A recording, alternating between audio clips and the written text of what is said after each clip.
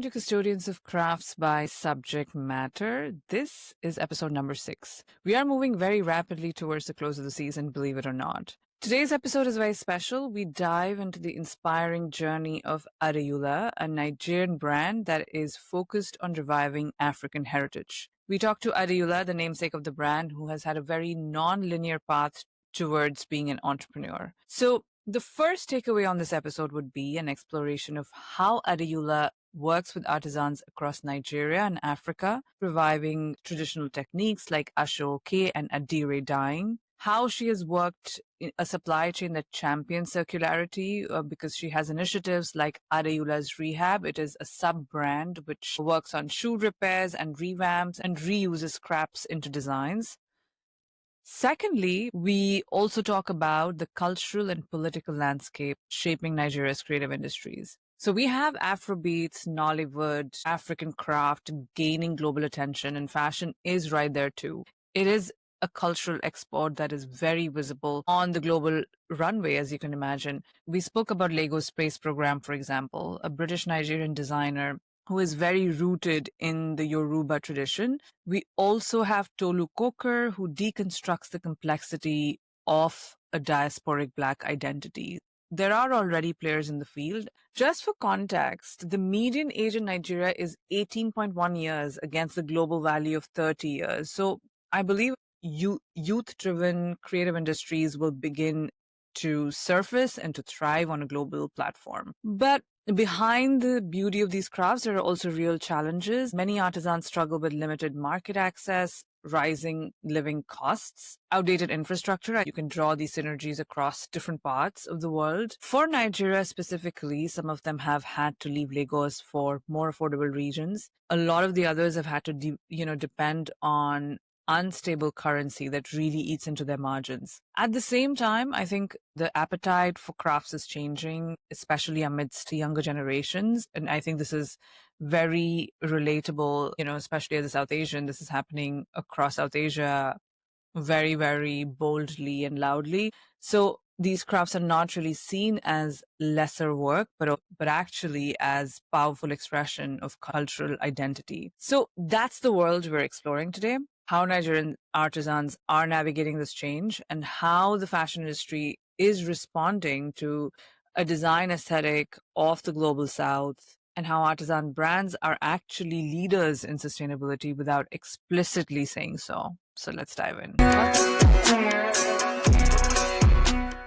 Hi, Adeyoola. How are you doing? Fine, thank you. Hi, Rini. How are you? So just for the background for everybody, Adeyoola and I spoke some time back, and I think we just ran over our call time because we kept talking about all the interesting things happening in the world of craft, specifically in Nigeria, and all the synergies that we see in emerging markets with respect to consumption and creation of crafts. So this episode is really special because we'll deep dive with her into the world of Adeyoola and what brought her here and her journey. So let's kick it off. I just want to start right away, Adeyoola, about your design journey. So I know you started with accessories, shoes, bags. What were the experiences in your professional and personal life that actually brought you to launch Adeyoola today? Thank you. First off, I want to say a big thank you for this opportunity to share my story and discuss the evolving landscape of crafts and culture in Nigeria. It's beautiful to have found your platform. I'm really grateful. My journey to starting Adeyoola was anything but straight. I was initially fascinated by genetics and went to University of Lagos to study cell biology and genetics, but fashion was always close to my heart. That's what I wanted for myself. Growing up, I was surrounded by a lot of stylish clothing because my mom she owned a boutique. Right. So I even have this standout memory from when I was a kid. I was about maybe 11 years old. I went on a trip with my dad. I came across this crazy striking pair of shoes. He had like two silver buckles. It was beautiful. And because it was silver and I love gold, I kept on thinking that what can I change? What can I change about this? Anyways, I began imagining how shoes could be paired with different outfits, how different elements could be added here and there and removed. And that's how I got the idea that I wanted to be a designer. Unfortunately for me, my father passed away during my teenage years. It drastically changed our financial situation. At that point, I knew I wanted to pursue fashion design. But like many Nigerian families, the expectation is to have a more professional path. Yeah. I tried, but it wasn't for me. Financial pressures led to me, to explore various businesses to make ends meet. By my third year at the University of Lagos, I flunked out. That was a turning point for me, though. I transitioned into personal shopping, selling cosmetics, hair, lingerie. I started to travel to the UK. So I'd buy shoes from different brands from UK and America. I did brands like Kurt Geiger, Topshop, DSW. Lingerie was La Senza, Peacock, wild time doing it. Eventually, I launched Choices Beneath. It started with from lingerie retailing before creating my own line. After saving enough, I went back to school to study sociology, all the while running Choices Beneath and continuing to build my personal shopping brand because I also used to personal shop for friends and family on the side. This path led me to Italy, where I pursued a Incredible. formal education in footwear and accessories design, ultimately completing a master's in fashion management. It was amazing. One of the best times of my life because I got to go around Italy. I loved it so much. During that time, I traveled frequently between Italy, London, France. I went to different outlets, I went everywhere because I was a personal shopper. I had to travel. I had to find things for people, whatever they Yeah. want. And I found outlet malls. This refined my eye for design, really, because I took in so much fashion, so much design, something that it was already something I wanted. And it gave me a better appreciation for craftsmanship in general, not just European craftsmanship. Upon returning back to Nigeria, I launched Adeyoola with a strong focus on celebrating the craftsmanship of local artisans. I'd go from cluster to cluster, sit with them, even did apprenticeships with them.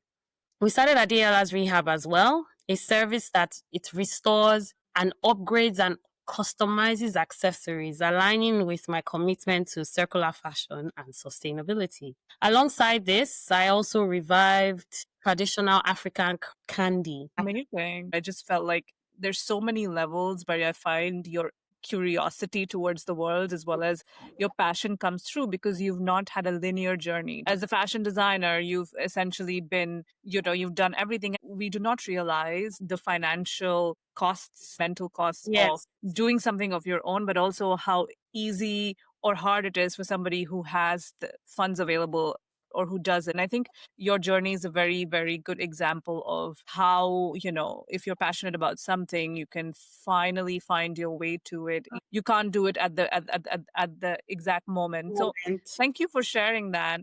You're right. Every phase of my journey from personal shopping to launching the lingerie line to learning in Italy and exploring fashion capitals, it shaped my vision for Adeola.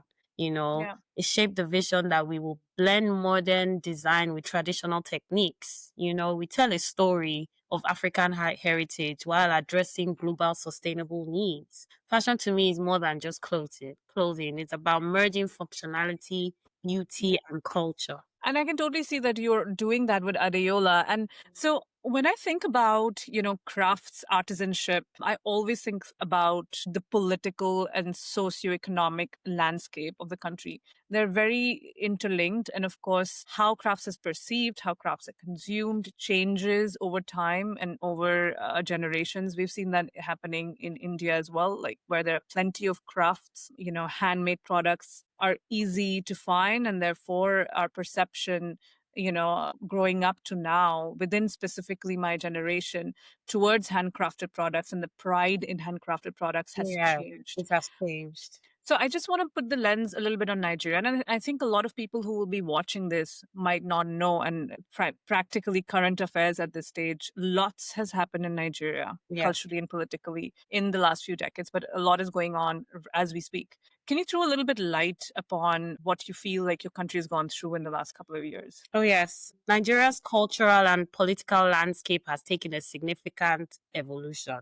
It has transitioned from military rule to democracy while trying to preserve our incredibly rich but very diverse heritage. The global calls for diversity alongside with the rise of Afrobeats and African culture on the world stage has amplified our appreciation for locally made crafts. However, despite this, the crafts industry still faces several challenges. You know that historically, artisanal crafts were often viewed as lesser labor. Today, perceptions are changing, especially amongst younger generations who recognize the creativity and skill that goes into these works. Nigeria represents a blend of tradition and modernity. You can see it in our music, in our fashion, in our arts.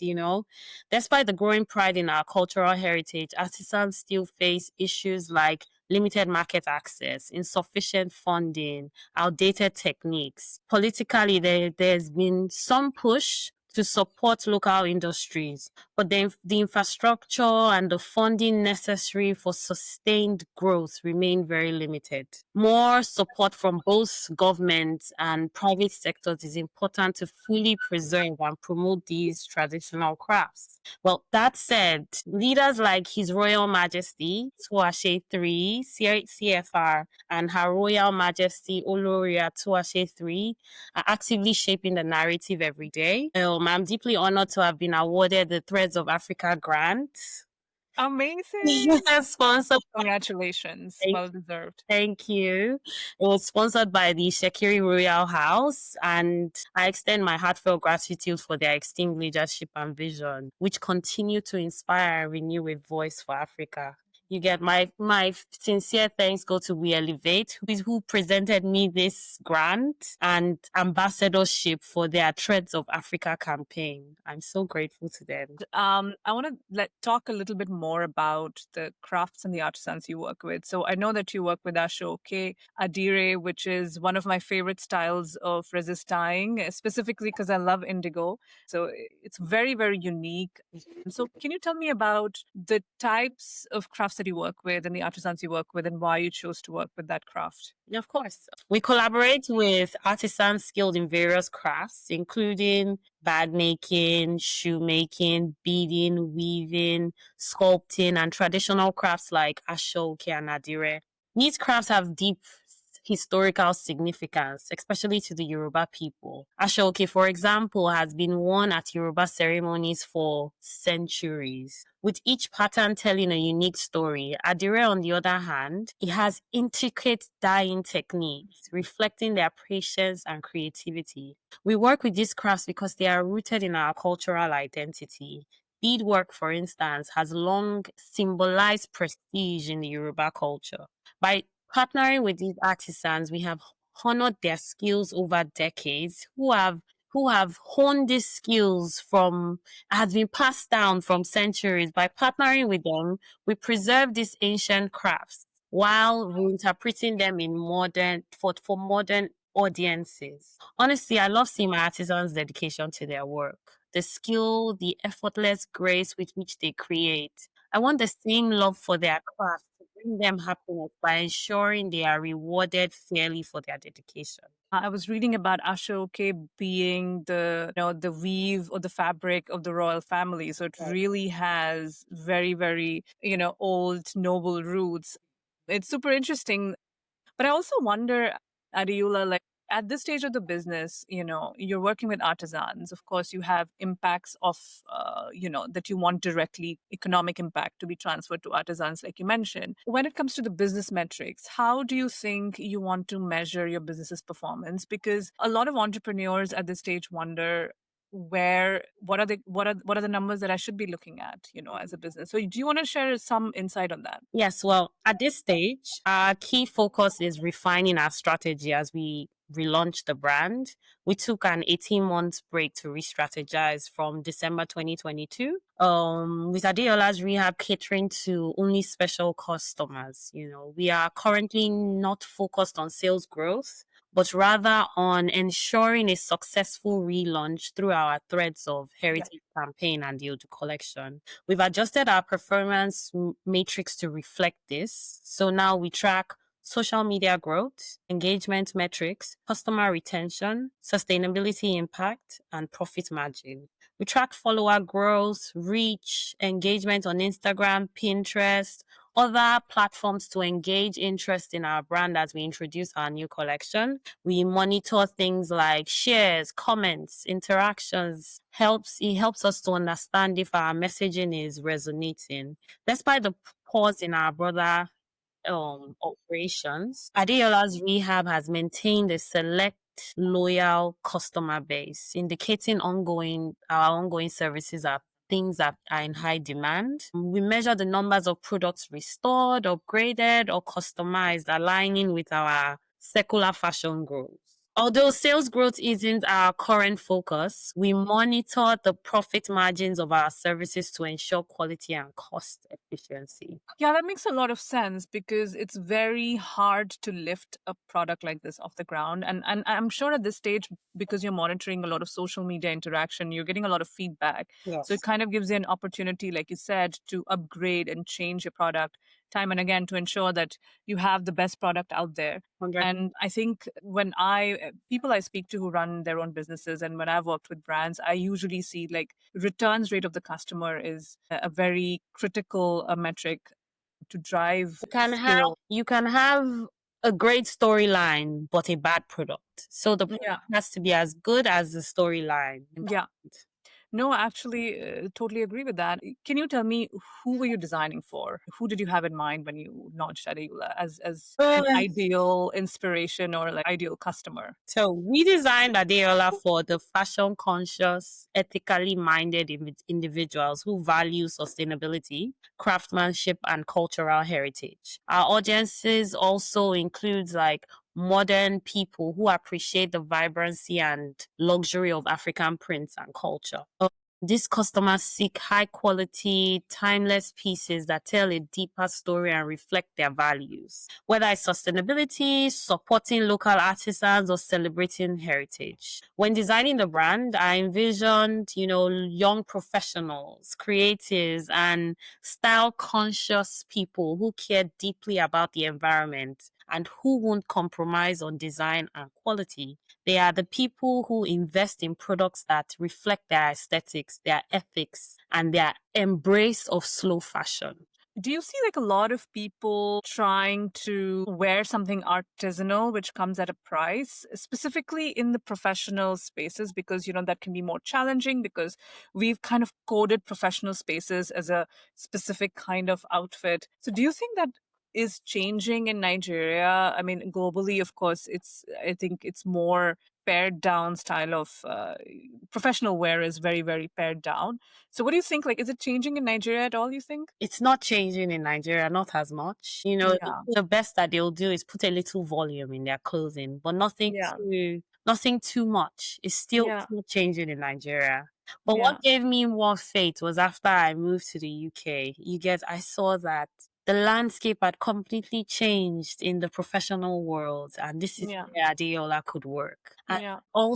it also means that my artisans can make money in more sustainable currencies. It was a Yeah. win-win for us. It was just the right time. Yeah. Yeah. That is very important. I mean, given what has happened to the Naira Yes. as we speak, and so you have the currency conversion that takes away significant margins. Yes. Where are your artisans based out of, and how are you operating it on a day-to-day basis? Again, just to get a bit of perspective on Yeah. how the business operations are working today. Okay, so my artisans are from all around Nigeria. And Yeah. I found Starting off, I started by finding one cluster in Mushi before I moved up and started finding different ones by speaking to them everywhere. So they are scattered everywhere. In fact, this collection this Odu collection, 50% of it was made in one of my artisans' workshop. I go there, I sit with them, I work with them. We come up with everything together. So they are everywhere. My bag maker is in one cluster in Lagos, and my shoemaker is in a cluster all the way in Plateau State. Like, that's my head shoemaker. So they're all around, which is another challenge. It poses other problems, but it's only a problem because of the quantity they have to churn out to be able to live their daily lives. If they only churn out less for better pay, for pay that equals to the work that they put in, that won't be a problem at all. Which also affects quality of their work as well, because when you're trying to make so many pieces in such a short time, you can't do your best work.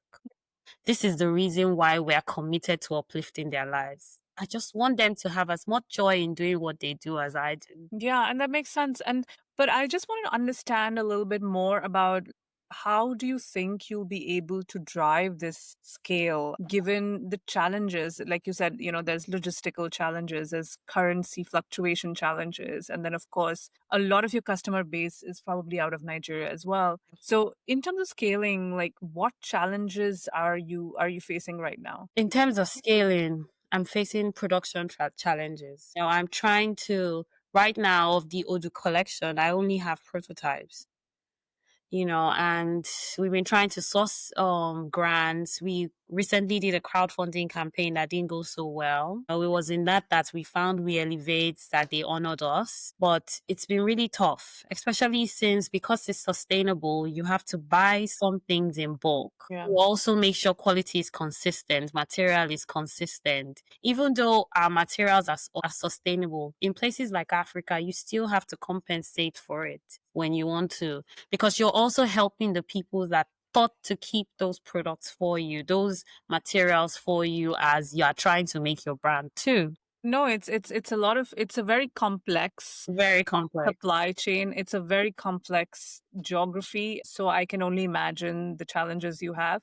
So that brings me to my question as to what is your personal driver? Like, how do you get by on a day-to-day basis? And you're like, I still want to do this tomorrow, and the day after. My personal drive is from my desire to celebrate and preserve African craftsmanship. It's incredibly rewarding to bring traditional skills into contemporary fashion, and to showcase the immense talent of local artisans to a global audience. I know our artisans can do as well as the rest of the world. They just need to have more visibility and opportunities. Whenever I see someone proudly wearing our products or returning to my services or wearing something from one of my artisans, I feel a deep sense of fulfillment. It's not just about creating beautiful products, it's about changing perceptions of fashion and craftsmanship and meeting other people that share my vision, finding resonance. Ultimately, my goal is to help people appreciate the unique of my culture and the individuality of it. I want to elevate artisans and improve their livelihoods. Their struggles are real and they are also common. My dream is to make Nigeria a hub for sustainable fashion, for ethical production, tapping into our immense workforce and our creative industry. This is what drives me. This is what wakes me up every morning. That's beautiful. And we're already seeing so much amazing work that is being showcased by designers, not just like your brand, but also in general. I think the Lagos, whether within the Lagos Fashion Week or representation of Lagos in global fashion weeks, I think I've seen it more and more Nigerian designers Yes. coming forward. So I'm super excited about what you're going to do with the brand. So today we spoke about how the perception of crafts has changed. However, there are still challenges that come with scaling of crafts. And I want to talk about the ecosystem within Nigeria. Can you shed more light on how this ecosystem still poses challenges to scaling Adeyoola within Nigeria today? Okay.